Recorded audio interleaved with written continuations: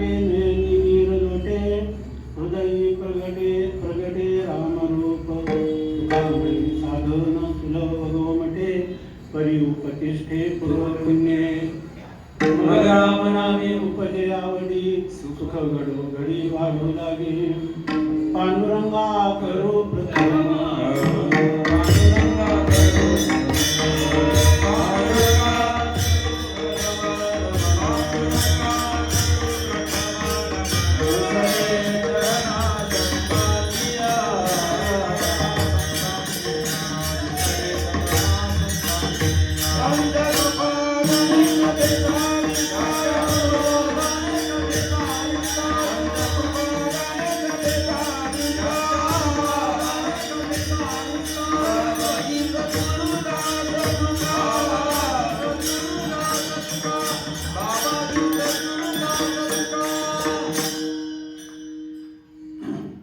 पांडुरंगा करू प्रथम नमन दुसरे चरण संतांच्या त्यांच्या कृपादानी कथेचा विस्तारू बाबाजी सद्गुरु दास तुका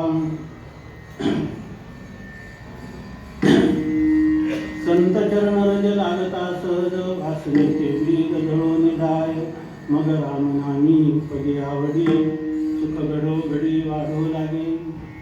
संत सम्राट भगवान ज्ञानोबा वैराग्य रागरसिक जगद्गुरु संत शिरोमणी श्री तुकोबाराय शांती ब्रह्म श्री संत एकनाथ महाराज महाराष्ट्रातील सर्व संतांची मानली आहे.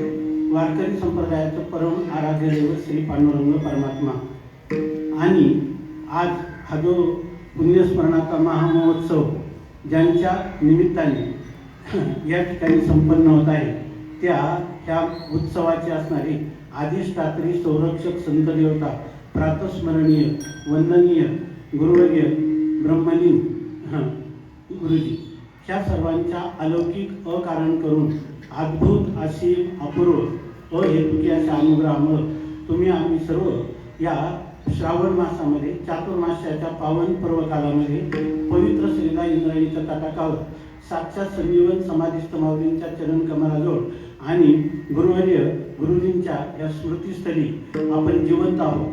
आपले श्वासोच्छ्वास चालू आहे ते लोहाराच्या भात्याप्रमाणे व्यक्त नसून सार्थक आहे. कारण न गुरु परम दैवतम श्री गुरु सारखं ह्या जगामध्ये दुसरं कोणतंच दैवत नाही. कोणतंच दैवत नाही एवढं नाही. आजच आज भागवतामध्ये एवढ्या गेल्या की त्यांनी सांगितलं की गुरूंचा आणि ब्रह्माची सुद्धा तुलना होत नाही. कारण ब्रह्माला ब्रह्मत्व देणारे गुरु आहे.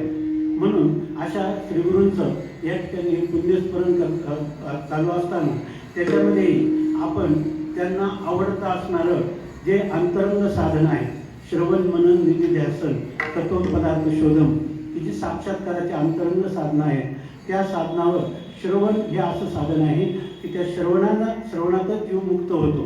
प्रतिबंध असेल तर मनन निधी ध्यासनाची गरज पडते.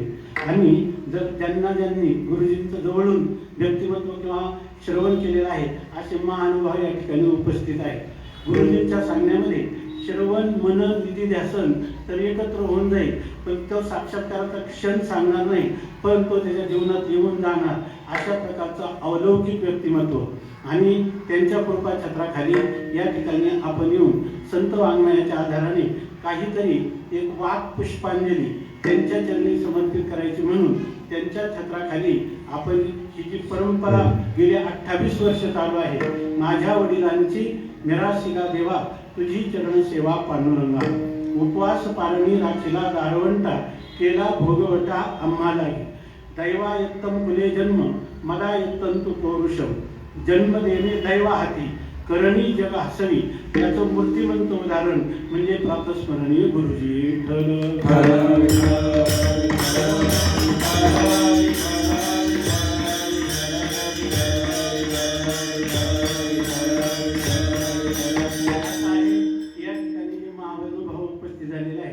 गुरुजी काही गायक नव्हते कलाकार नव्हते परंतु अनेक कलाकार मात्र त्यांच्या आश्रयाने महाराष्ट्रभर प्रसिद्ध होणारे आजही या ठिकाणी उपस्थित आहे. तेव्हा हे मृदुंगमणी किंवा ही एक रत्न आहे. या ठिकाणी गायन सम्राट इथं उपस्थित आहे. त्या ठिकाणी फक्त आपलं कीर्तन म्हणजे कागाची गायन का एवढं सुद्धा म्हणता येत नाही.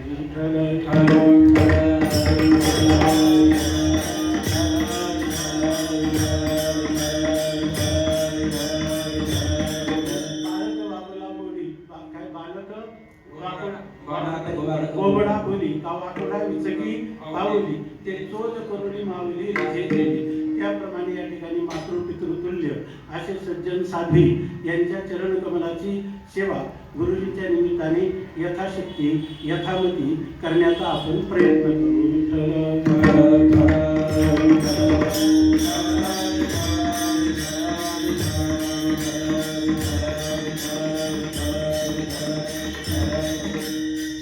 आमच्या जीवनामध्ये जो काही ज्याला आपण हृदयाचा संवाद ज्यांच्याशी करावा वाटला किंवा ज्यांना आमच्याशी करावा वाटला असे दोन महापुरुष होते, परमवंदनीय प्रातःस्मरणीय गुरुजी आणि परमहंस परिव्राजक आचार्य श्रोत्रिय ब्रह्मनिष्ठ असणारे गुरुवर्य स्वामी महाराज. तर आणि दोघांचा काळ माझा सामान्यपणे 78 ते गुरुजी 98ला गेले. 98 तर साधारणतः 20 वर्षात आला आणि स्वामींचा संबंध त्या गुरुजींच्या स्वामीजी 2002ला ब्रह्मलीन झाले, त्यामुळे त्यांचा 18 वर्षाचा सहवास मिळाला आणि गुरुजींचा जवळजवळ 20 वर्षाचा. तर ह्या महापुरुषांच्यामुळं माझं आळंदीला येणं झालं. आळंदीला येणं म्हणजे वैराग्य घेऊन काही विवेक होऊन किंवा काही निश्चय करून नाही, तर महापुरुषांचे आशीर्वाद आणि त्यांची आज्ञा म्हणून या ठिकाणी येणं झालं. अजून आपण जिवंत आहे.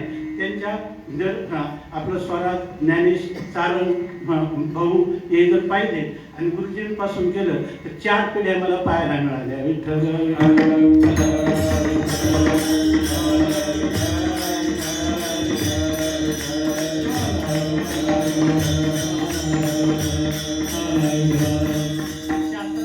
वर्णन केलेले जीवनमुक्ती विवेक शास्त्रामध्ये जीवनमुक्त पुरुषाचं गीतेमध्ये, भागवतामध्ये, वेदामध्ये, उपनिषदांमध्ये, योग वासिष्ठामध्ये जेवढी काही जीवनमुक्ताचं वर्णन केलेलं आहे ते मूर्तिमान जर पाहायचं असेल तर ह्या 2 महापुरुषांच्या ठिकाणी आज त्यावेळेला तर आम्हाला माहिती नव्हतं. आता सर्वांच्या आशीर्वादाने जसे वेदांताचे ग्रंथ हातात येत गेले किंवा महापुरुषाकडून श्रवण करण्यात आलं तसं ते वर्णन आलं की त्या ठिकाणी ते तत्वज्ञान मूर्तिमंत साकार झालेले हे महात्मे म्हणजे 2 महात्मे ते आमच्या जीवनाचं परम भाग्य आहे.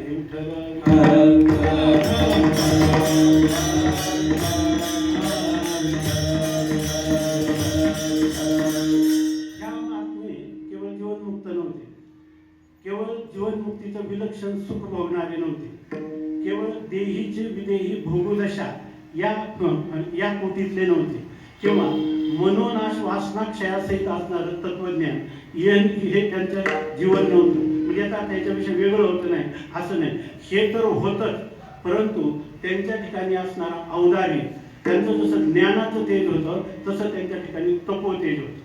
ज्ञान आणि तप ह्या दोन्ही मूर्तिमंत एका व्यक्तिमत्वाच्या ठिकाणी सहसा नसतात. हे गुरु मिळणं का अवघड होतं? त्यांची लक्षणं सांगताना श्रोत्रिय पाहिजे, ब्रह्मनिष्ठ पाहिजे, उदार पाहिजे असं सांगितलेलं आहे. तर कोणाजवळ औदार्य नसतं, कोणाजवळ ब्रह्मनिष्ठता नसते, कोणाजवळ श्रोत्रियता नसते आणि हे सगळे तर जीवनात आले होते. पण त्यांच्यापेक्षा एक विशेष भाग्य त्यांच्या ठिकाणी होतं की हृदय एक झाले, ये हृदयीचे ते हृदयी घातले, द्वैत न मुनिता केले आपण आईसे अर्जुना. असं जसं माऊली सांगतात तसं त्यांच्या ठिकाणी या हृदयातून दुसऱ्या हृदयामध्ये आत्मसंवाद करून जे काही ज्ञान आहे ते संक्रमित करण्याचं अलौकिक दिव्य असं सामर्थ्य गुरुवर यांच्या ठिकाणी होतं आणि म्हणून या संस्थेचा जन्म सुद्धा ह्याच अनुभूतीतून झालेला आहे.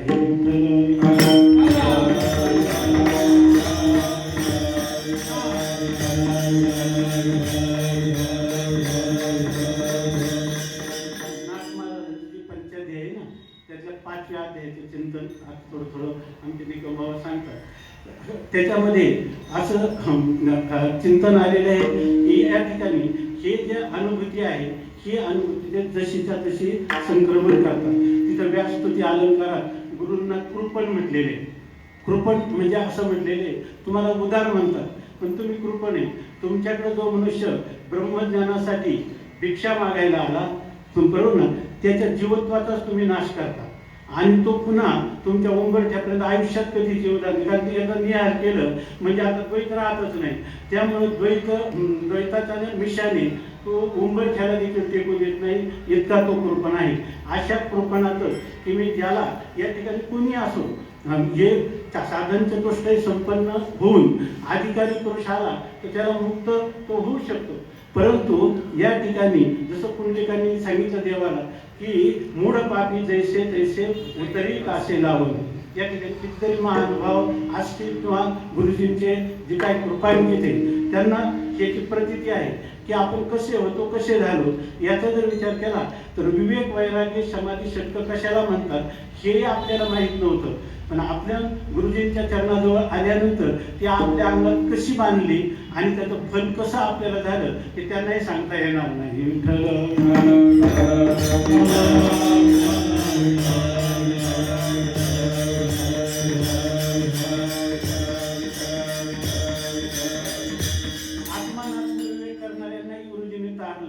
पण ज्यांना सारासार विवेक नाही, नित्यानित्य विवेकाचा स्पर्श नाही, वैराग्याचं स्वरूप माहीत नाही, त्यांना देखील परवैराग्य प्राप्त व्हावं. नित्यानित्य विवेकातून आत्मानात्म विवेकात प्रवृत्ती व्हावी आणि त्या ठिकाणी अनात्म पदार्थाचं तादात्म्य सुटून नित्य संचलेलं आपलं जे आत्मस्वरूप आहे ते करतला मलक व्हावं. अशा प्रकारचं अलौकिक दिव्य सामर्थ्य म्हणजे श्रोत्रियता, ब्रह्मनिष्ठता, औदार्य आणि तपोतेज या सर्वांनी संयुक्त अशा प्रकारचं ज्यांचं जीवन ते म्हणजे गुरुजी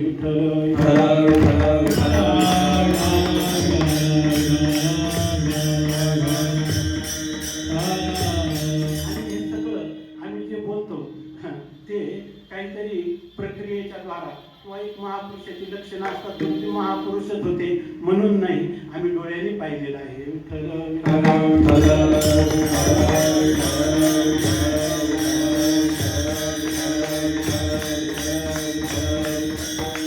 आज कोणत्या अभंगावर चिंतन करावं म्हणून मला हा अभंग आठवला. मला माहित आहे की हा अभंग काही लोक क्षेपक समजतात, परंतु संप्रदायाच्या जवळजवळ सर्व विद्वानांनी हा अभंग क्षेपक नाही असं स्वीकारलेलं आहे.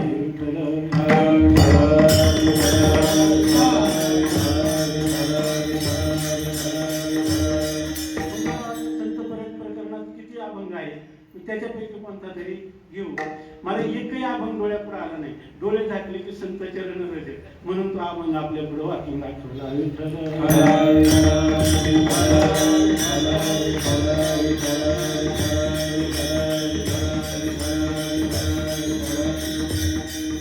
जसे गुरुजी आणि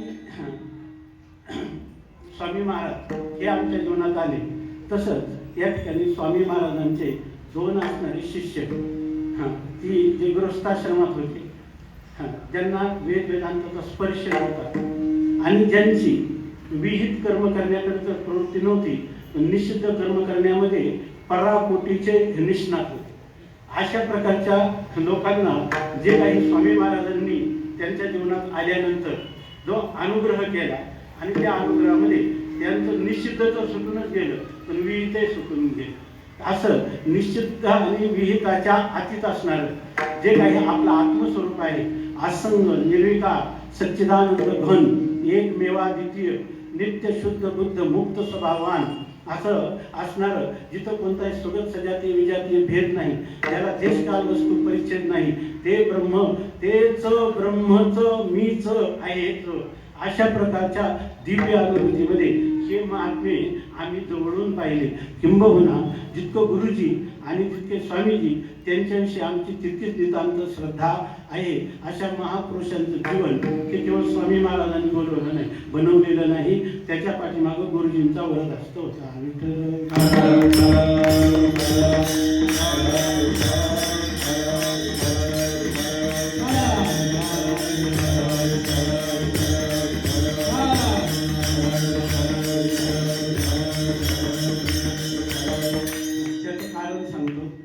आमचे गुरुवरील तात्या भुलटे तात्या की ज्यांनी स्वामीजींची इतकी जवळजवळ 2 किंवा त्याच्यापेक्षा पुढे आधी सेवा केली आणि रात्रंदिवस सेवा केली आणि स्वामीजींच्या किंवा आत्मस्वरूपाची ते एकरूप झाले होते असं नाही, तर स्वामींच्या अंतःकरणातला असणारा विचार किंवा त्यांना असणारा प्रश्न सुद्धा त्यांना अंतःकरणात स्फुरण होता.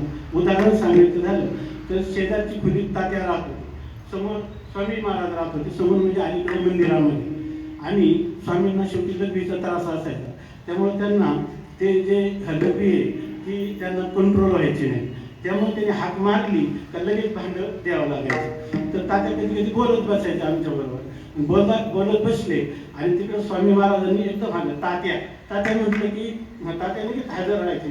तात्या तर खुली कामापुरते थांबायचे, जवळची हाकेच्या अंतरावरच असायचे.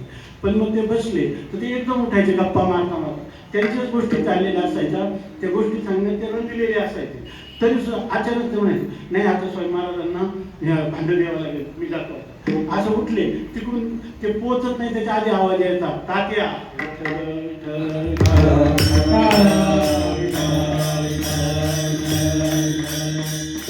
आत्मस्वरूपाचं गुरुकृपेने झालेलं नित्य सिद्ध ऐक्य, स्वतः सिद्ध ऐक्य हे तर काय परंपरेची देण आहे.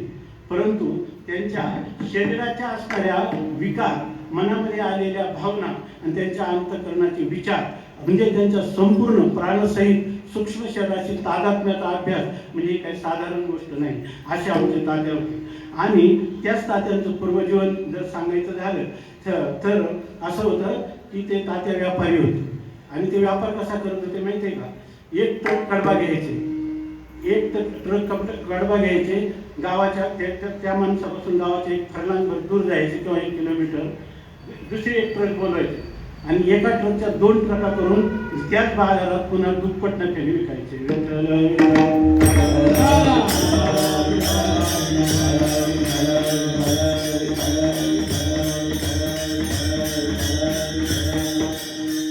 घडलेली गोष्ट सांगतो. त्यावेळेला स्वामी महाराज इथं आश्रमामध्ये सप्ताह सुरुवातीला अगदी, नंतर त्यांनी तो बंद केला. तर तात्या त्याची व्यवस्था पाहिजे. तेव्हा सरपण आणायला तात्या आले. ह्या हनुमान हजेरी मारुतीजवळ वखार होती लाकडाची, आता नाही ती. तर त्यावेळेला मग ते गेले आणि तात्यांनी सांगितलं की काय 7 मन सरपण घ्यायचे. ते सरपण सर्व झालं घेऊन. तर त्यांनी सांगितलं की हे काय 10 मन झाले, ते 10 मनाचे पैसे करायचे. म्हणजे करू नका म्हणजे पुन्हा मोजा. ते म्हणे अहो बरोबर दिलेलं आहे. नाही म्हणे हे जास्त आलेलं आहे. तात्या म्हणले हे जास्त आलेलं आहे. तर म्हणले नाही जास्त वगैरे नाही, जसं असेल तसं तुम्ही घ्या, जास्त वगैरे काही नाही असं ते म्हटलं. पण तात्या म्हणजे नाही हे जास्तच आहे म्हणे, परत मोजा म्हणे, आम्हाला उगीच नको म्हणे फुकट म्हणून. आणि मग ते परत मोजलं, ते 3 मन सरपण जास्त भरलं. तर ते कसं भरलं त्याचं कारण आहे. त्यांनी सांगितलं की तुम्हाला कसं कळलं वगैरे. मग त्यांनी सांगितलं तुझ्या बाजूला उभा होता ना, ज्या बाजूला ते वजन करतात तर तो काय करायचा, तो ते पाटा खाली यायला लागला जोराने पाय मारायचा, मग ते वर जायचं. त्यामुळे ते वजन त्याला वाटतं की कमी वजनात मी जास्त सरपण दिलं असं हिशेब करता येईल. पण तात्या दुसऱ्या बाजूला उभे राहिले, तात्या आपले साथ उभे राहिले. त्याच्या पायाचा जेवढा जोर आहे त्याच्यापेक्षा जोरात जास्त दोरी करून लावायचे. त्यामुळे ते सरपण भरलं भारी.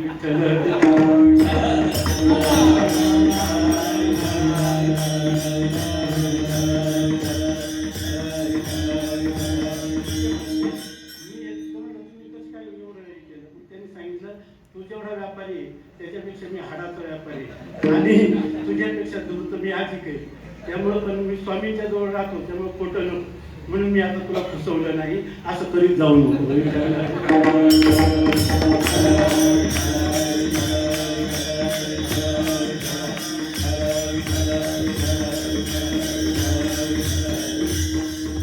उदाहरण सांगतोय. तिथे एक जेलर होते विसापूरच्या जेलमध्ये आणि तिथं त्या जनावरांचा चारा वगैरे तात्या देत होते. तर ते काहीतरी झालं त्यांचं. त्यांनी सांगितलं तुम्हाला उद्यापासून नाही, तुमचा तुम्ही व्यापार करा, आम्हाला तुमचं नको. काही वर्ष ते त्यांना ते पुरवत होते चारा. मग ते त्यांनी सांगितलं की मला उद्यापासून नको.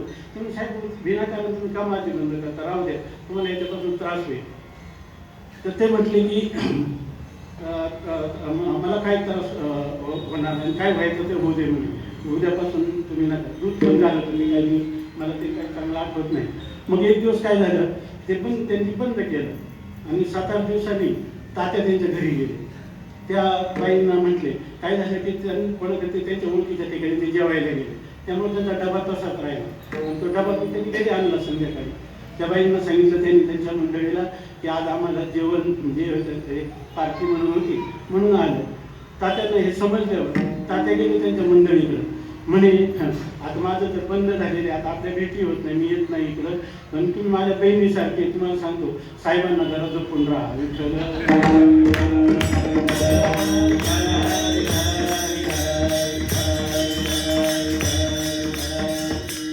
बाकी काही ह्या व्यासपीठावर सांगण्याची गरजच नाही. त्याच्याने त्यांची लागली भांडणं, त्या रात्रंदिवस त्यांना काही चैनच त्यांची मंडळी पडू देईना. त्यांना ते म्हणे तू असं एवढा का माझा छळ लावला, ते म्हणे मी तुम्हाला इतकं हे केलं नव्हतं, पण तात्यासारखा माणूस जे अर्थी सांगतो माझ्या वडिलांसारखा मी मुलीसारखी खरी काळजी ठर नाही, आणि त्यांनी मला हे गुप्त सांगितलं.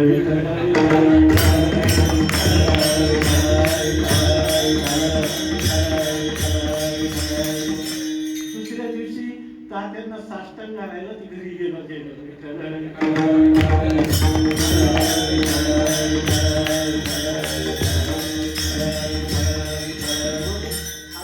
भागाचं स्पष्टीकरण त्यांनी मंडळीला सांगितलं, आणि मग त्यांचं स्थिर स्थावर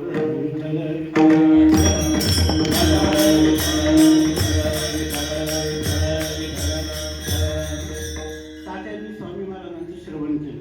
स्वामी महाराजांनी एक एक प्रक्रिया एका दिवसात कधी कधी 100 वेळा सांगितले असेल तात्यांना, आणि ते त्यांच्या अंगभूत झाले. तात्यांना जीवन मृत्यूविषयीचा स्वामींना संशय नाही, तात्यांना नाही, आणि गुरुजींनाही काही त्याच्याविषयीचा संशय नाही. झालं कसं ते याच्याविषयी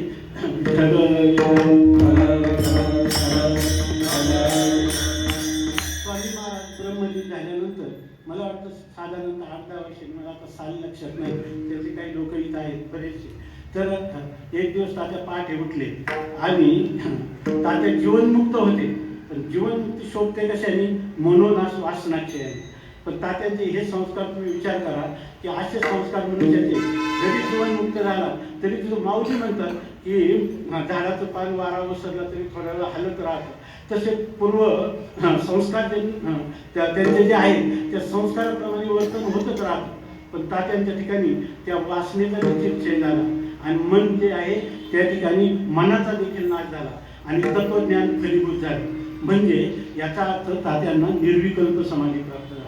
पहाटे उठले आणि तात्या या ठिकाणी राम राम राम राम म्हणता म्हणता त्यांना निर्विकल्प समाधी झाला. ते आजी होते बसलेले, त्यांच्या धर्मपत्नी, त्यांनी ती मुलं होती 2, आमचे ते परमेश्वर महाराज, खापरे महाराज अजून आहेत. तर त्या ठिकाणी त्यांनी सांगितलं की ते तात्या एकदम गप्प झाले, बघा बरं काय झालं, आणि नंतर ते राम राम म्हणायचे थांबले. आणि मग त्यांनी सांगितलं की तात्या बसलेले ते आहेत, डोळे हात मारले, हलवले, कशाचाच परिणाम नाही. आणि मग ते पळत आले आमच्या खोलीवर, आणि त्यांनी सांगितलं की तात्यांचं बोलणं थांबले, ते असं बसले बसले थंड लाकडासारखे झाले. मग आम्ही ताबडतोब पळत गेलो. तिथं गेल्यानंतर पाहिलं त्यांची गाडी पण लागेना, काही होईना, परंतु एवढं कळत होतं की हे या ठिकाणी प्राणोत्क्रमण झालं नाही. म्हणून मग काय करायचं, तर आम्ही भरपूर त्यांना मोठ्याने हात मारण्याचा प्रयत्न केला, वाजवलं, पण ते काही आले नाही. मग आम्ही स्थितप्रज्ञ दर्शनाचे महाराज जे 108 श्लोक आहेत ना, ओव्या आहेत ना, ते 108 ओव्या ज्या स्थितप्रज्ञ दर्शनाचे आहेत ते मोठ्याने आणि मग हरिभक्तपरायण मारुती बाबा असे काही लोकांना निरोप दिले आले. संस्थेचे सगळे विद्यार्थी, शिक्षक सगळे आले. बाबा तात्या काही भानावर नव्हते. आणि जसा आमचा दुसरा अध्याय संपला, मी कुठेतरी ऐकलं होतं किंवा स्वामी स्वरूपानंदांच्या शिष्यांकडून किंवा अशा वेळेला निर्विकल्प समाधी लागला तरी कानात त्यांना ते जिथून त्यांची सुरुवात किंवा त्यांचा तुम्हाला काही मंत्र माहीत असेल तर त्याचा मंत्राचा मोठ्याने जप करावा, किंवा ज्ञानेश्वरीचे स्थितप्रज्ञ दर्शन जे आहे तिचे 108 ओव्या होतात वाटतं साधारण, तर त्या ओव्या वाचाव्या. आज सांगितलं आम्ही केल्यानंतर हळूहळू तात्या जे आहे पुन्हा पाहण्यावर आले. सांगायचं काय, निर्विकल्प समाधी अंतःकरणाच्या वासनांचा समूळ नाश झाल्याशिवाय निर्विकल्प समाधी होत नाही.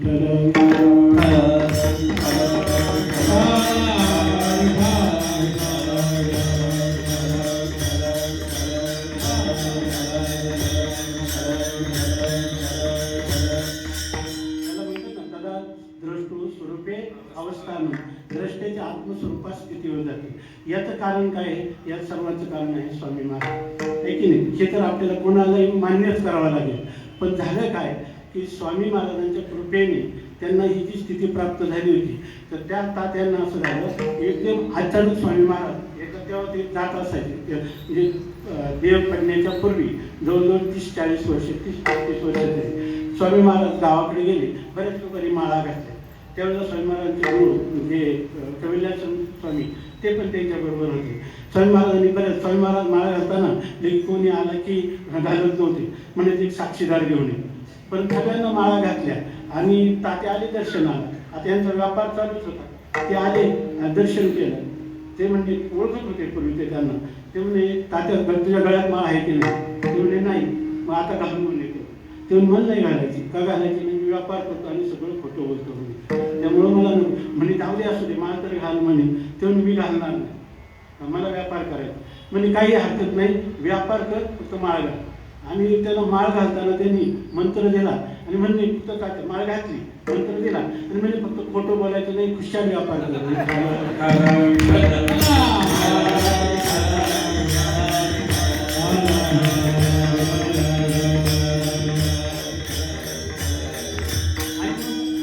ते तात्या व्यापार केला 6 महिन्याच्या आत.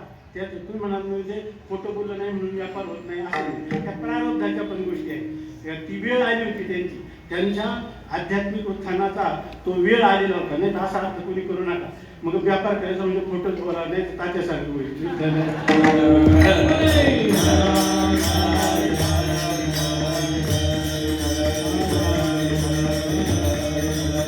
त्यांच्याजवळ असणारं सगळं सोनं नाणं पैसे सगळं संपून गेले आणि मग त्यांना आत्महत्येपर्यंत विचार आले.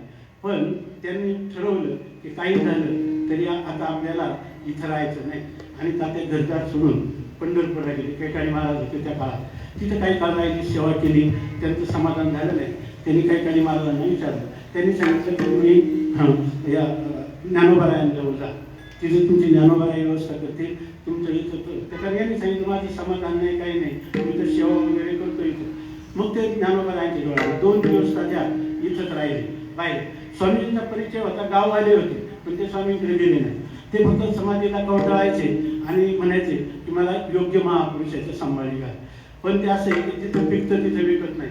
त्यामुळं जरी स्वामी महाराजांनी माळ घातली तरी त्यांची स्वामी महाराजांच्या विषयी एवढी मोठी ज्याला अत्यंत उत्कट श्रद्धा हे स्वरूप त्यांच्या अंतःकरणात नव्हतं. पण संत हे अहेतुकी अकारण करुणावरून आले असतं.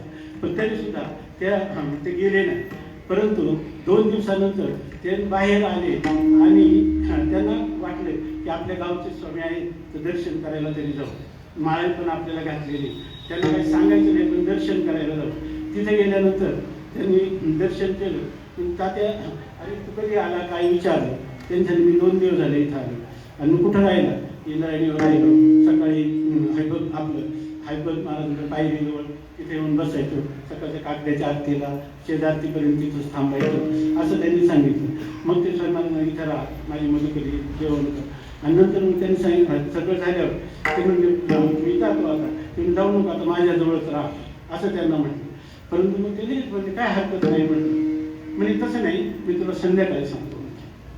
आणि जेव्हा गुरुजी आले ना संध्याकाळी, गुरुजीचा नियम होता अजूनही, जेव्हा गुरुजींचं आम्हाला वेगळं दर्शन करावं लागत नाही. स्वामी महाराजांच्या पादुकाचं दर्शन झालं बाहेर आलं की जो पहिला खांब लागतो मधला, त्या पहिलाच खांब त्यांचा टेकण्याचा असेल. 2 नंबरचा खांब पहिला, 2 नंबरचा खांब जो आहे तो टेकायला असायचा. आधी ते खांबाकडे पाहिलं बाहेर आलं तर गुरुजीचं न करता दर्शन होतं. विठ्ठल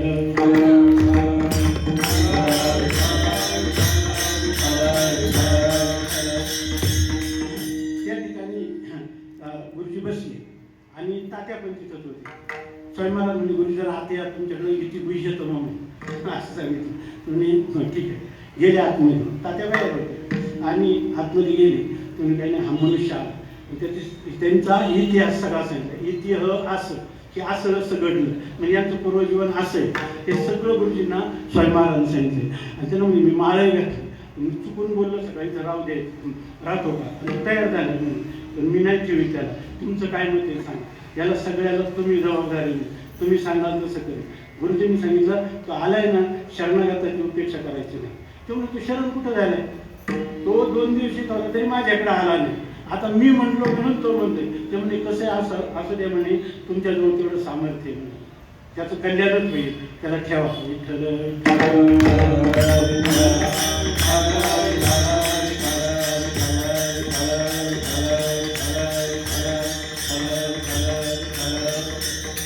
तात्यांचा विषय जो होता तो केवळ भगवत नामस्मरण हा विषय होता. स्वामींनी त्यांच्याकडून खूप नामस्मरण करून घेतलं. वेदांत चिंतन सांगायचे, पण त्यांना अनुष्ठानात कायम त्यांनी नामस्मरण सांगितलं. त्यांना जो समाधी लागला ना, त्याच्या अगोदर ते नामस्मरण करता करता हा समाधी लागला.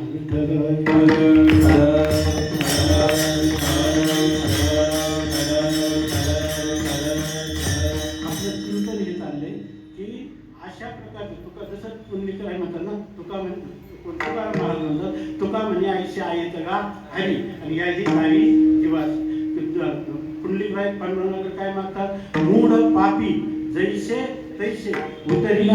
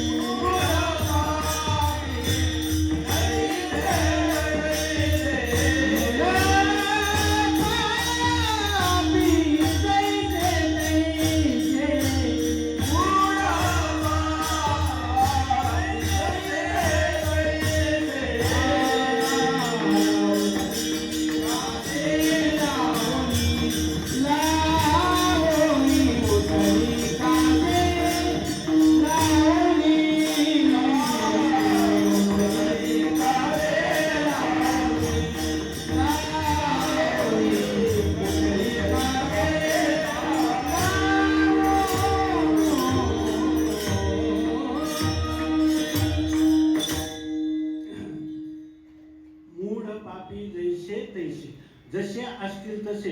पण पुंडलिकांनी सांगितलं, पुंडलिकराय म्हणतात ते काय नको, जे जे कोणी येतील त्या सर्वांचा उद्धार करण्याची जबाबदारी देवा तू घे. तसं या ठिकाणी संतांच्या अशा प्रकारचा अलौकिक सामर्थ्य आहे. भगवंताच्या कृपेने कर्तुम अकर्तृम अन्यथा कर्तृ शक्ती संपन्नता त्यांना ही गुरु कृपेने, ईश्वर कृपेने, शास्त्र कृपेने आणि त्यांच्या अनुभूती संपन्न अंतःकरण कृपेने प्राप्त झालेली असते. त्यांच्या ठिकाणी आता सांगितल्याप्रमाणे ज्ञान आणि तप हे दोन्ही सामर्थ्य असतात. त्यामुळं तात्यांचा या ठिकाणी शून्यातून विश्व निर्माण व्हावं त्याप्रमाणे अत्युच्च कोटीचा अधिकार झाला. त्याच्यानंतर काही दिवसांनी तात्यांचा देह पडला. तर हे जे सामर्थ्य आहे, हे सामर्थ्य कशामुळे येतं तर केवळ संत चरणाची धूळ जरी लागली तर त्या ठिकाणी संपूर्ण वासना संस्कार आणि त्याचं कारण असणारा अज्ञान यांची निवृत्ती करावी एवढं शक्तिपात दिशा किंवा शब्दाचा शक्तिपात देण्याचं दोन्ही सामर्थ्य त्यांच्या ठिकाणी असतं. आणि ते एकवटून जो शरणागत झालाय त्या शरणागताचे वत्सल असतात आणि सर्व शक्तीनं संपन्न असतात. त्यांचा प्रभाव जगद्गुरु तुकोबारायांनी जो सांगितला तो ह्या अभंगाचं प्रबंध. संत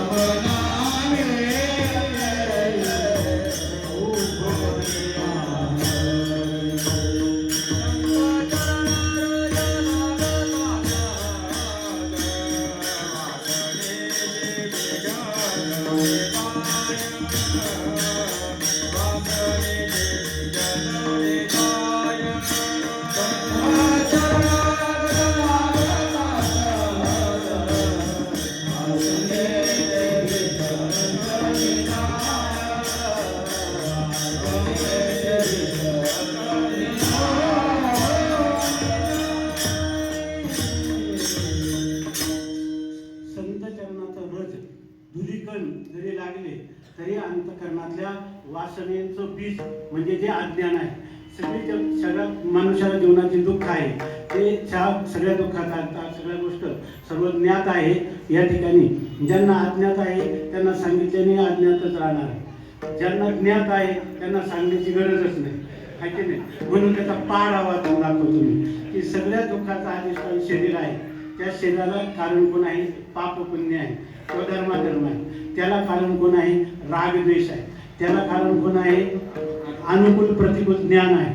त्याला कारण काय? भेद ज्ञान आहे. भेद ज्ञानाला कारण आत्मस्वरूपाचं अज्ञान आहे. आत्मस्वरूपाचं अज्ञान हे सर्व दुःखांचं काय झालं? मूळ झालं. जे ज्याच्या अज्ञानाने भासतं ते त्याच्या ज्ञानाने निवृत्त होतं. म्हणून आत्मस्वरूपाचं अज्ञान झालं तर त्या ज्ञानाने काय होतं? अज्ञान निवृत्त होतं, नष्ट होतं, नाश पावतं. आणि त्या अज्ञानाचं कार्य अविद्यालय स्वरूपाने काही दिवस राहतं. ते प्रारब्ध भोगानुरूपात त्याला प्रारब्ध लेश, अविद्यालेश असं म्हणतात. आणि ज्या वेळेला प्रारब्ध कर्मणा भोगादेव क्षया, प्रारब्ध कर्म भोगून संपतं त्यावेळेला न इच्छनापी मुच्यते, त्याची इच्छा नसली तर मुक्त होतो. संचित जळालेला आहे, प्रारब्ध भोगून संपलेला आहे. क्रियमान असंगत्वनिष्ठामुळे लागलं नाही, जन्माला येण्यासाठी लागणारं भांडवलच राहिलं नाही. नतश्च प्राणाहुत क्रामंती, त्यांचे प्राण लोकांतराला जात नाही. यह एव समविलीयन्ते, याच ठिकाणी म्हणजे आत्मा अधिष्ठानामध्ये ते लीन होऊन जातात. अशा प्रकारची ही स्थिती आहे. तेव्हा संत जेव्हा चरणातून आपल्या जीवनामध्ये येतात ते त्या वासनेचं बीज म्हणजे अज्ञान ते जळून जातं, भस्मसात होतं. एकदा भस्मसात झालं की त्या ठिकाणी जे बीज आहे ते बीज जर आपण रोवलं जमिनीत तर त्या अंकुरित होतं. पण कोणतं? भाजलेलं बीज रोवलं तर नाही. भाजलेले बीज खाण्याच्या उपयोगाचं आहे, पेरण्याच्या उपयोगाचं नाही. तसं या ठिकाणी त्यांचं जे प्रारब्ध आहे ते फक्त भोगून संपतं. त्या ठिकाणी त्याला जन्म देण्याचं सामर्थ्य नाही. क्रियमान कर्म जे असंगत्वनिष्ठामुळं जन्म देण्याचं कारण नाही. आणि या ठिकाणी जे काही काय विठ्ठल विठ्ठल आणि संचित कर्म जे आहे ते ज्ञानाने त्याचा नाश झालेला आहे. अशा प्रकारची स्थिती आहे. तेव्हा ह्या वासनेचं बीज असणारा अज्ञान ते जळून आहे, ही स्थिती प्राप्त होते. आणि कशामुळे प्राप्त झाली? तर संतांच्या चरणाच्या फक्त धुलीकण त्यांना लागला आणि त्याचा परिणाम असा झाला की वासनेचं बीज सगळं अभंग जो आहे त्याच्या जीवनामध्ये कसं स्थित्यंतर, कसं गत्यंतर झालं आणि त्यामुळं त्याची उत्तरोत्तर अध्यात्मामध्ये कशी गती उत्तरोत्तर वृद्धिंगत होत गेली याचं वर्णन करणारा, अनुभवाच्या आधारावर असणारा हा जगद्गुरु तुकोबा यांचा अभंग आहे. विठ्ठल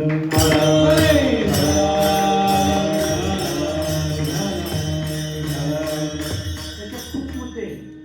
संत म्हणजे कोण? संतांचं चरण शब्दाचा अर्थ काय? त्यांचं रज म्हणजे नेमकं काय? संत चरण रज. आणि ते लागणं आणि सहज लागणं म्हणजे काय? आणि वासना म्हणजे काय? वासनेचं बीज काय? आणि ते भर्जित होणं, जळून जाणं म्हणजे काय, हे जे आहे सगळं वेदांताचं चिंतन आहे. या ठिकाणी ते वेदांताचं चिंतन सांगावं, मग आपल्याला त्याचं त्या प्रक्रिया किंवा त्याचे सिद्धांत एवढे स्पष्टीकरण करता येणार नाही. तर मी नाही म्हणणार स्पष्टीकरण करता येणार नाही, मी म्हणणार आपल्याला दुसरं चिंतन करायचं आहे. मी म्हणणार की या ठिकाणी हे आपल्याला ज्ञातच आहे असं म्हणणार, मला येत नाही हे मी म्हणणार नाही.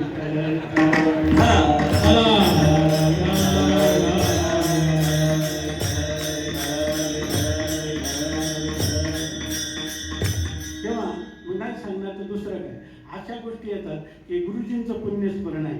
गुरुजींच्या संबंधातच जे काही 20 वर्षामध्ये ज्या गोष्टी अंतःकरणात खूप खूप रुजल्या किंवा पाहायला मिळाल्या, त्याच्यातल्या ज्या हृदयामध्ये अंकित झाल्या, त्याचा काही भाग जो त्यांच्याच कृपेने समोर येईल तोच मांडावा वाटतो. विठ्ठल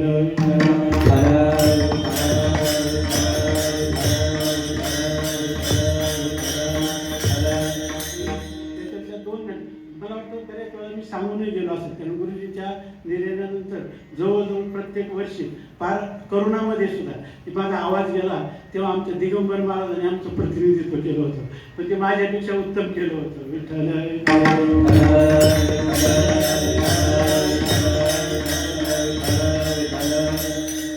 दुसरी घटना सांगतोय.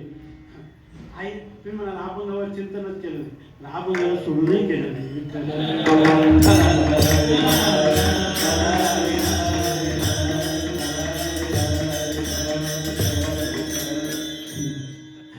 आता तुम्ही म्हणाल एवढे गान कोकिळ म्हणे म्हणता आणि आम्हाला तर संधीच नाही.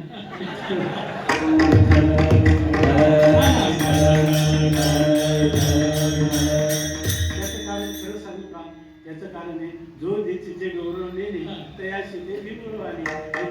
आम्हाला त्याचा गौरव कसा करावा हे सुद्धा कळत नाही, त्यामुळे असं होऊन बसतं.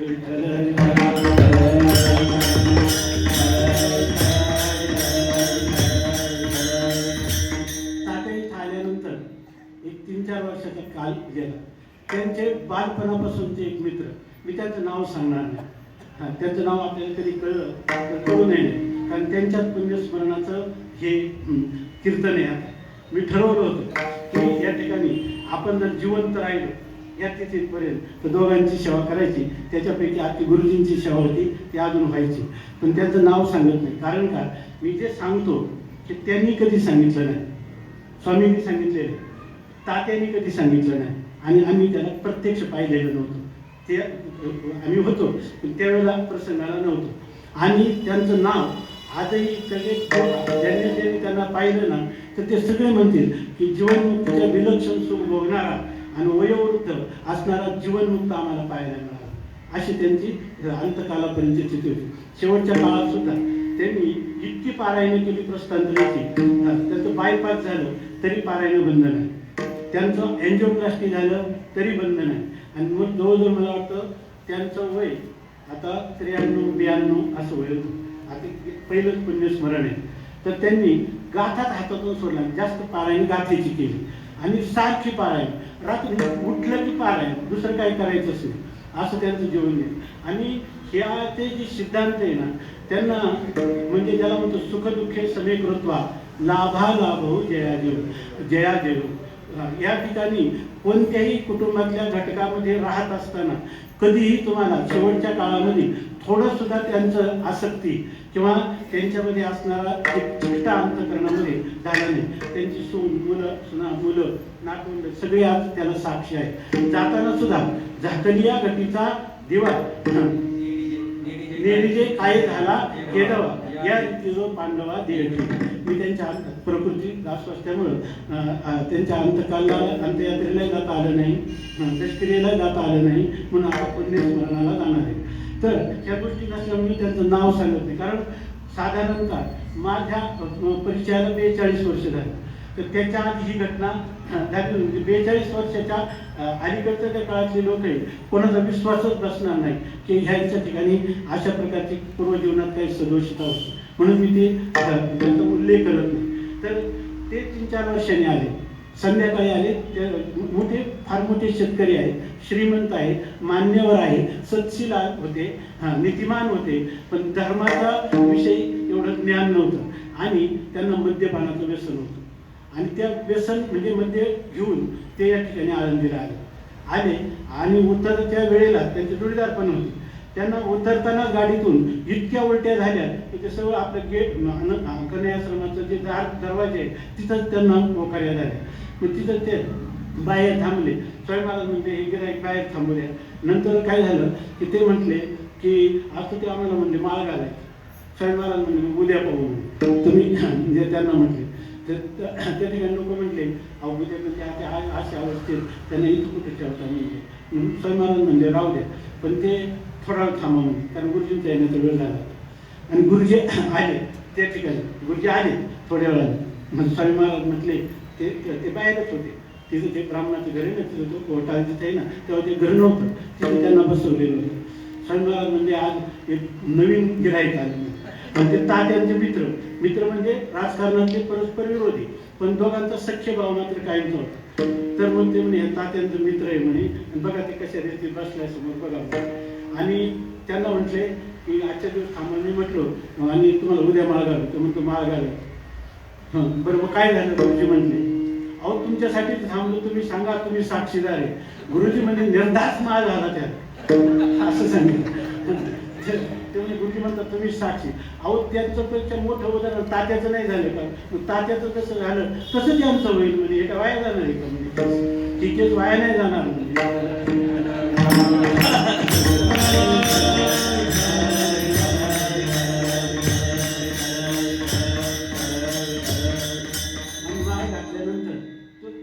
माहित असते मी नाव नाही सांगितलं म्हणून विठ्ठल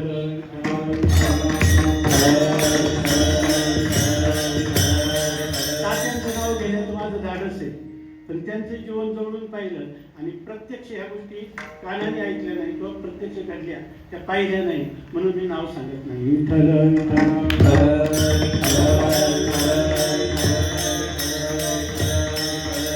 त्याच महापुरुषाचं जीवन म्हणजे आता जे वर्णन केलं यालाही कारण कोण आहे तर संत चरणरथ गुरुजी आणि स्वामी महाराजांचं. विशेषतः स्वामी महाराजांनीही ज्यांचा सल्ला घ्यावा असं ज्यांचं आधी पुण्यस्मरण आहे त्याची ही अधिष्ठात्री देवता म्हणजे गुरुजी. विठ्ठल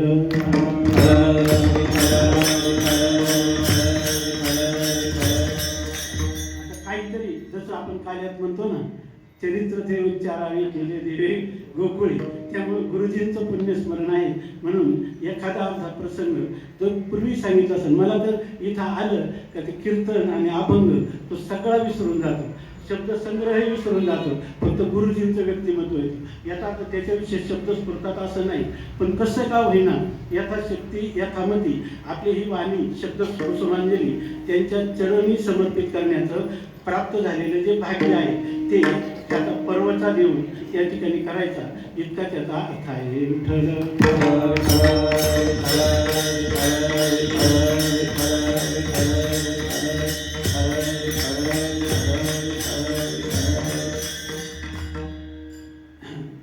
अनेक लोक त्याच्यातले काही साक्षीदारही असतील घडलेल्या प्रसंगात. स्वामी महाराज आहे ना त्यांचा खरा क्षेत्र संन्यास तो काही विधीपूर्वक क्षेत्र संन्यास नव्हता पण त्यांचा संकल्प होता. त्यांनी कित्येक काळ आळंदी सोडलीच नाही. ते अमृतानुभव ऐकण्यासाठी प्रातस्मरणीय नवनीय ब्रह्मलीन साखरे महाराजांच्याकडं चातुर्मास्यामध्ये विनायकाचं पात्र ओलांडायचं नसतं संन्यासी पण त्यांचा नियम तोडला आणि ऐकत होतो पण इतकं म्हणजे आळंदी सोडायचं नाही असं होतं. पण काही काळ ते गुरुजींच्यासाठी काशीला पण गेले होते काही आराधनेसाठी. नंतर त्या काळात महापुरुषाची लीला म्हणून ते त्यांच्या जन्मगावी गेले भोवतालच्या परिसरातही गेले आमच्या गावी पण आले होते पण त्यांना मुख्य हे याच ठिकाणी जणू काही क्षेत्र संन्यास होता.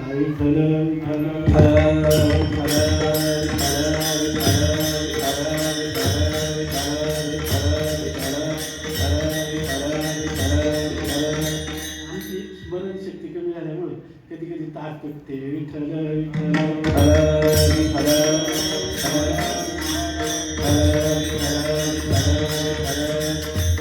स्वामी महाराज आमच्या जीवनामध्ये आम्ही आल्यापासून पाहिलेल्या घटनामध्ये 2 वेळा स्वामी महाराज रुष्ट होऊन आळंदी सोडून गेले.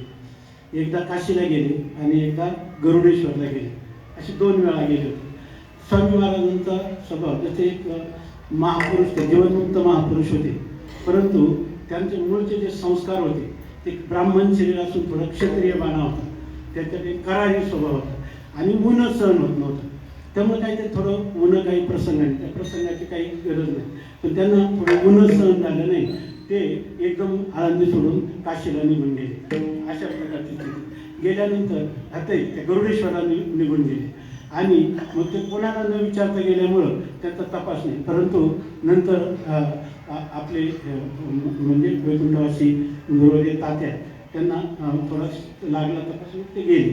मग त्यानंतर गेल्यानंतर तरी स्वामी महाराज यायला तयार नव्हते, 2 महिनाभर थांबले आणि नंतर स्वामी महाराजांना तपास लागला तर लोकांना खूप आनंद झाला आळंदीकरांना आणि मग त्यांना यायचं ठरलं, आणलं इथं. आणल्याबरोबर सर्व लोकांनी या ठिकाणी पेढे वाटले आळंदीमध्ये, सगळ्या लोकांनी पेढे वाटले ते आणि स्वामी महाराज आली कळल्याबरोबर. आणि गुरुजींना ही गोष्ट शाळेत होती तेव्हा गुरुजी रिटायर नव्हते, त्यांना पण हा निरोप गेला. गुरुजी भेटायला पण आले नाही, तो शाळा सुटल्यावर नेहमीप्रमाणे आले आणि बसले. लोकांची गर्दी होती, ते खांबाला टेकून बसले गुरुजी. स्वामी महाराज दुसऱ्या लोकांशी बोलत राहिले, लोक काही गेले आणि नंतर गुरुजी काहीच नाही, एक वर्तमानपत्र घेऊन दररोज यायचे आणि ते स्वामींना वाचायला द्यायचे, हा त्यांचा नियम. आणि स्वामींनी काही विचारलं चाललेल्या पाठातला झालेला विषय तर कधी ते सांगायचे, नाही तर काहीच नाही, फक्त येणं बसणं अशा प्रकारचं असायचं.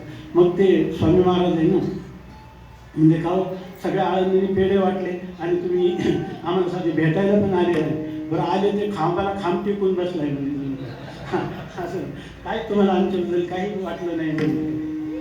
तर ते गुरुजी काय बोलले ते सांगतो की मला दुपारी वाक्य असे आठवत होता पण वाक्य नव्हतं आठवत. तर ते काय म्हटले, गुरुजी त्यांना म्हणले साक्षीत्व करताना आले, दुसरं काय म्हणले विठ्ठल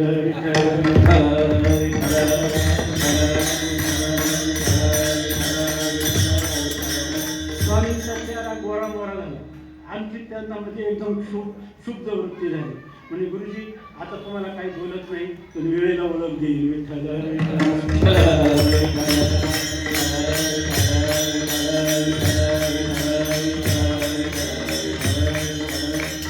काळ आठवत नाही, तुम्ही 1 वर्ष 2 वर्षाचा काळ गेला असावा. आणि त्याच्यानंतर गुरुजींच्याही जीवनामध्ये तसाच प्रसंग आला. काही छळू येते लोक दाट डोळ्याची निष्ठन, आणि त्या ठिकाणी त्यांना असा काही प्रसंग आला, तो पण प्रसंग मला विचारू नका, सांगणार नाही, कारण मला पण जगायचे विठ्ठल.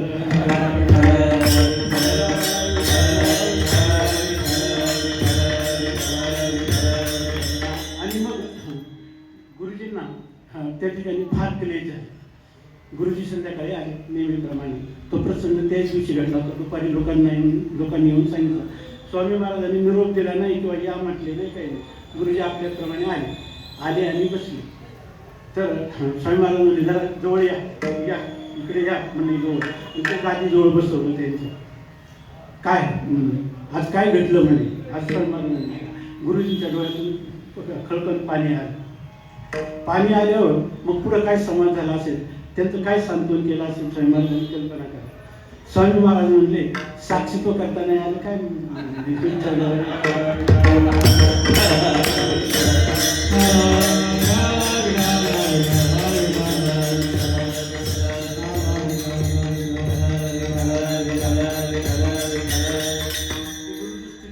मूर्ती होती तसेच शांत राहिले. त्यांच्या आश्रपाते मला वाटतं लवकरच थांबले असते, आठवत नाही ते. आणि ते झाल्यावर त्यांना म्हटले जसं मला साक्षीत्व करता आलं नाही तसंच तुमचं झालं नाही, हा झालं का नाही म्हणून. पण दोघांनाही साक्षीत्वाचं शब्दाची शक्ती कळली. म्हणजे आपल्याला काय शक्ती कळली, पाप पुण्य असे की जवळी असताना देखील साक्षी होऊन ठेके एरी मोठी कायशी आपण अजातवादात रमलोत म्हणे. ह्या काळी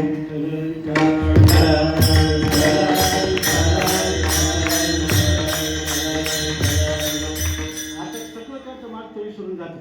आपल्या पुढे एकूण येते मला जवळीकीचे सरोवरे उत्संबळलिया कालवती परस्परे तेव्हा तरंगाची धवळारे तरंगाची होती. असं त्या महात्म्याचं 2 महात्म्यांचं जे मिलन आहे, ज्याच्यामध्ये भावनेचं ऐक्य आहे, ज्ञानाचं ऐक्य आहे, अशा प्रकारचं कृतीचं ऐक्य आहे, अशा प्रकारचे परिपूर्ण महापुरुष ह्या दोघांचं या ठिकाणी झालेली अलौकिक दिव्य अशा प्रकारे प्रकारची भेट आहे. आणि अशा संतांचं चरण रज ज्या महापुरुषांना लागतं त्यांचं वासनेसहित आज्ञान त्या ठिकाणी निवृत्त होतं. विठ्ठल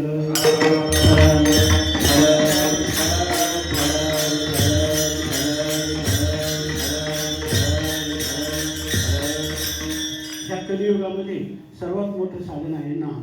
म्हणून कोणत्याही अधिकाराचे जरी असले, गाते श्रोते आणि पाहते, चतुर विनोदी दुष्टते, सोहम भावी पूर्ण ज्ञाते, या सकळा ते विनोनी. काय करा विठ्ठल स्मरण, नामरूपी अनुसंधान, भक्ता भोजन जगन प्रमाण गावितो. या परंपराच अशी आहे की अंतकरणामध्ये जो मल नावाचा दोष आहे, विक्षेप नावाचा दोष आहे, आवरण नावाचा दोष आहे, ह्या सगळ्या दोषांची निवृत्ती करण्यासाठी अमोघ साधन कलियुगामधलं जर कोणतं असेल तर कलौ तत्संग काय हरिकीर्तना, भगवंताचं नामस्मरण करणं. आणि त्या संतांच्या जवळ गेले, त्यांचा स्पर्श आपल्याला एकदा झाला म्हणजे ते आपल्याला जे काही नाममंत्राचा उपदेश करतात तर त्या ठिकाणी त्या नाममंत्राच्या द्वारा अंतकरणातले मल म्हणजे पापवासना निवृत्त होतात. त्याच नामाच्या द्वारा त्यांच्या ठिकाणी चित्ताचं स्थैर्य प्राप्त होतं, मालिन्य जातं आणि चांचल्य जातं. आणि तेच नामस्मरण श्रीगुरूंची भेट घेऊन देतं, तेच स्मरणादी अंतरंग साधनात प्रवृत्त करतं. गुरु जीवनामध्ये भेटतात, तत्वमसी महावाक्य सांगतात आणि तुम्हाला निष्प्रतिबंध आनंदाची अनुभूती आणून देतात. हा सगळा प्रवास जो परमार्थाचा आहे तो त्या भक्तांनी तुम्हाला प्रदान केलेलं नामस्मरणाचा उपदेश.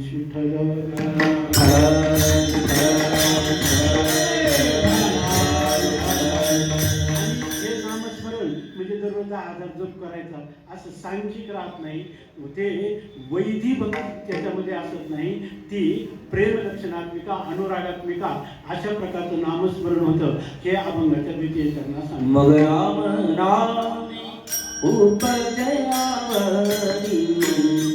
मग राम नाम उपजयावरी,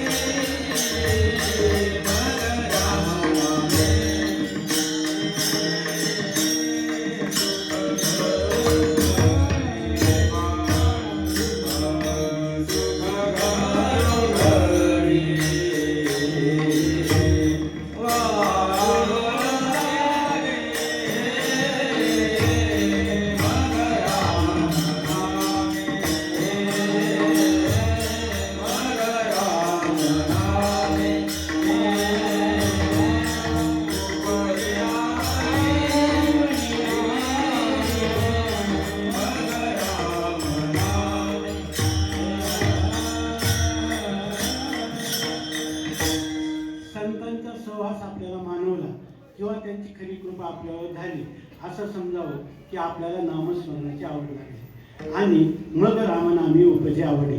आणि उत्तरार्धामध्ये जगद्गुरु तुकोबाराय मनोविज्ञानाचा सिद्धांत सांगतात.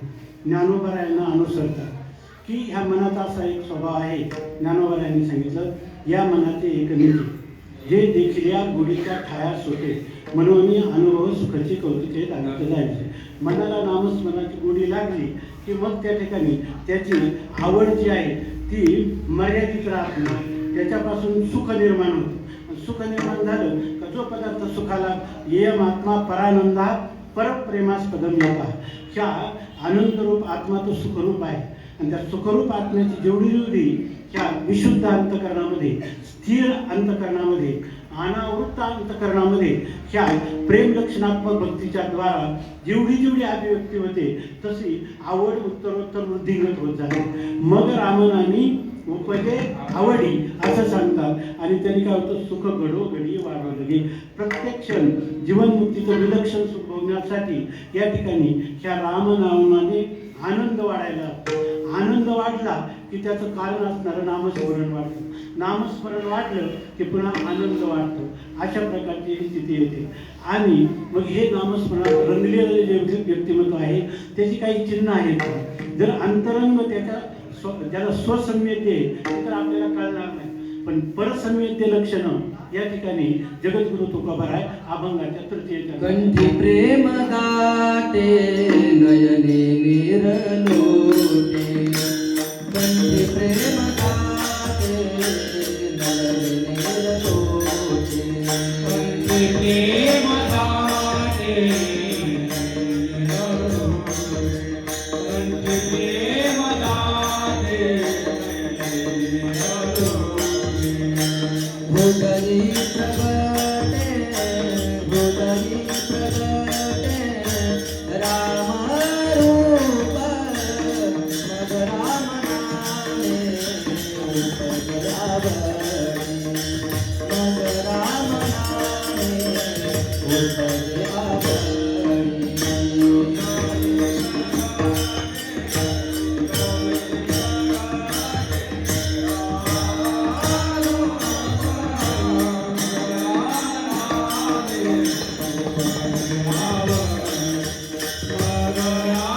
नामे उपजे आवडी.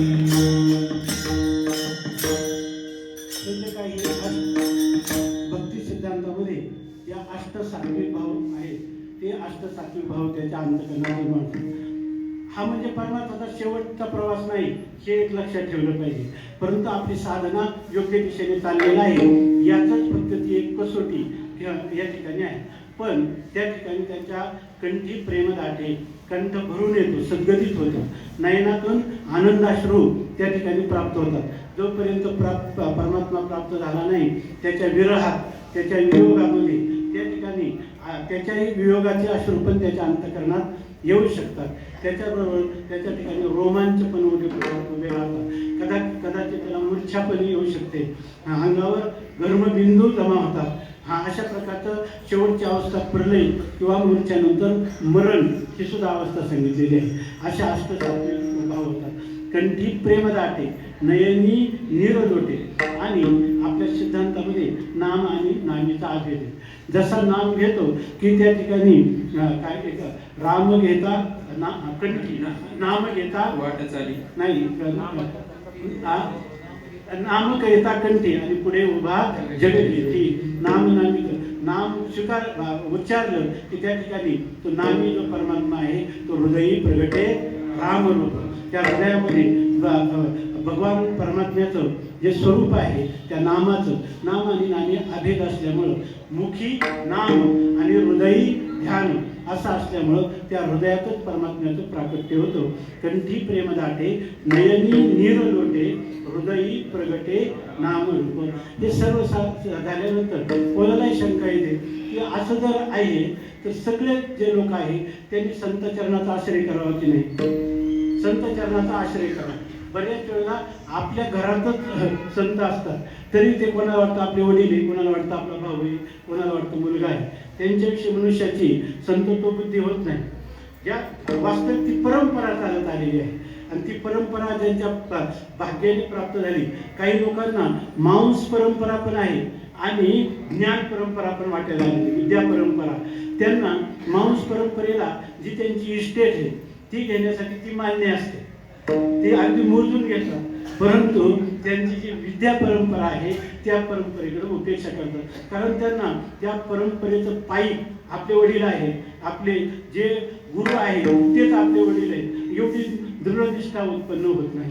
तर हे असं का बरं व्हावं असं जर कोणी विचारलं तर तुकाराम महाराज साधन इतकं सोपं आहे. महाराज ते वेळ सांगा की त्या एखादी वेळी सांगा. जास्त सांगितलं तर माझ्या कुठं पाठ आहे.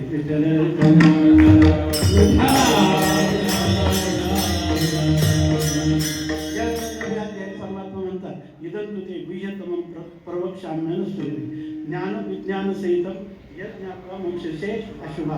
पुढं राजविद्या राजगुह्यं पवित्रं विदमुत्तमं प्रत्यक्षावगमं धर्म्यं सुसुखं कर्तुमाव्ययं. एवढे ते ब्रह्मविद्येचं महत्त्व सांगतात. मग त्या ठिकाणी ज्ञानोबरायांनी शंका उपस्थित केली, असं जर तुमची ही गुप्तविद्या आणि इतकी सुसुखम आणि करणाऱ्याला अव्यय फल देणारी अशी असेल तर लोकांना सगळ्यांनी का बरं प्राप्त केली नाही. का म्हणजे लोकांचं नाही, ते लोकांचं चुकीचं नाही. लोकांचं सगळ्या लोकांचं निरीक्षण करा मनोविज्ञानाने. लोकांना असं आहे बघा, सावकारीचा धंदा कसा चालतो, 100 रुपयाला 1 रुपया. आता ते काय असेल जे असेल ते मग तिने सांगितलंय काय एकोतऱ्याच्या वाडी आणि जळती आगी घाली ती उडी तानाई असे सोबडी सांडी ती केली. या ठिकाणी 100 रुपये जर एखाद्या कुळाला दिले तर महिन्याला तो 1 रुपया व्याज देतो. आता काय पैसे घेतात ते फळवणूक करून तर ते व्याजासाठी लोक 100 रुपये देतात. उद्या तो मनुष्य मारला तर व्याजही गेला आणि मुद्दलही गेला, किंवा त्याला म्हणतात तो मुसळ नेसला तर तरी सुद्धा 100 रुपये गेले. ऐकलं हे जडत्या आधी तुरी घालण्यासारखं इथं नाही. लोक तिथं जातात आणि तुमचं जर एवढं सहजच हे ब्रह्मविद्या जी आहे ही जर सुगम असेल तर तो अव्ययम असेल, ते आपलं स्वरूप असेल तर लोक का बरं संत चरणाचा आश्रय करत नाही. ऐके नाही तर त्याचं उत्तर ते देताना त्यांनी खरं ही शंका पण घेऊ नये, ऐके नाही आणि तर्कशुद्ध उत्तर पण देऊ नये. भगवंतांनी माऊलीनं जे सांगितलं ते त्याचं उत्तर आहे. काय उत्तर आहे त्याचं? शंकेशी किर ठाव परी न धरावी. शंकेला जागा आहे बाबा, पण तुला खरं कल्याण करायचं असेल तरी शंका तू घेऊच नको. विठ्ठल